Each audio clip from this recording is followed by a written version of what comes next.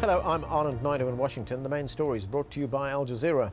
Pakistan's military has claimed victory over the Taliban in the strategic town of Mingora in the Swat Valley. But fighting continues outside of Mingora, and there are fears many fighters have escaped. Millions of people have fled the fighting in Swat and are streaming into camps or staying wherever they can.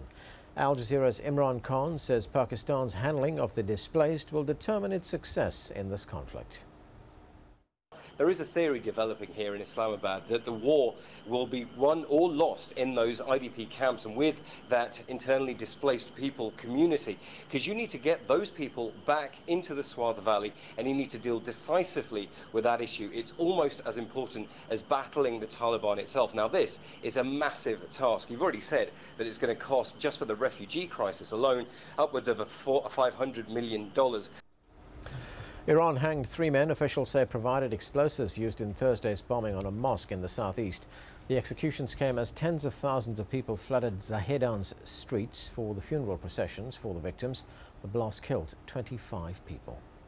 Up to 1,000 foreigners are fighting alongside Somalia's rebel group Al-Shabaab, according to a U.S. report due to be published next week. It says that many have traveled thousands of miles to take part in the country's deadly conflict. Somalia's president, Sharif Sheikh Ahmed, blames the foreigners for inciting violence. Zimbabwe's Prime Minister Morgan Tsvangirai is offering a bleak assessment of his unity government's reform efforts. Tsvangirai's Movement for Democratic Change formed a government with President Robert Mugabe's ZANU-PF party in February. The Prime Minister now says he hasn't been able to restore the rule of law or bring democracy.